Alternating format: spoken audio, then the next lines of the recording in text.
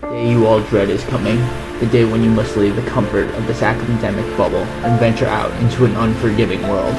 With 4 years of training by the Grad School of Engineering behind you, are you ready to take on all that the world has to throw at you? Or you can stay in the comforts a bit longer while taking your education one step further. In other words, why aren't you considering grad school?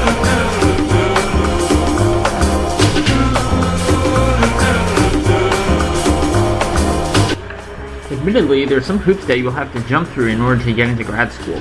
For instance, you'll have the lovely chance to dance with ETS once again on a 4-hour test that might force you to read more than you have in your entire college career. Then there's apps. Actually, they're not too bad. A few short essays here and there. In short, it's like college apps. But unlike college apps, you aren't facing ridiculously low odds of getting in somewhere. Why? Because you're brown grads.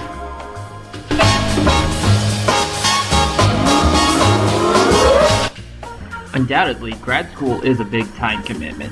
I mean, for crying out loud, it's another 4 or 5 years of your life that you'll be dedicating to the academic environment.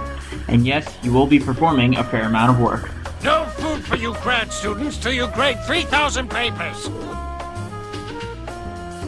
Okay, nothing as nightmarish as the Simpsons episode might suggest, but you can expect to spend a fair amount of your time in a lab, in addition to courses in your early days of grad school. You might end up in a mechanical testing lab doing hands-on experiments to find out more about various mechanical properties of test subjects. Or you might elect to take a more computational route, perhaps doing things like CAD, analyzing deformations using finite element methods, or just doing good old optimization. You get to choose. As I took a computational approach during my college career, I'll briefly go over some of the projects I worked on. For instance, I looked at the mathematics of how sand piles on variously shaped plates to help minimize construction costs of sand storage facilities. I also looked into image tracking methods to advance autofocusing and give a better understanding of how cells crawl. So you might be asking yourself, I'll probably be making $100K within 2 or 3 years of graduating college. Why would I want to put myself through another 4 years of schooling? Well, for me, it boils down to 2 things: job security and high-level position opportunities. But I'll explain that after this next sequence of images.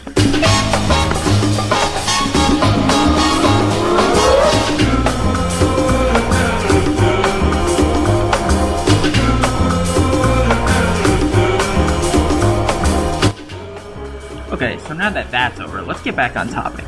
High-level managerial positions and whatnot are often easier to access with an advanced degree like a PhD. Similarly, extremely stable jobs such as becoming a professor at a university are generally open only to those with PhDs. It's a way for you to continue doing what you love for years without fear of unemployment, and who knows where that'll take you.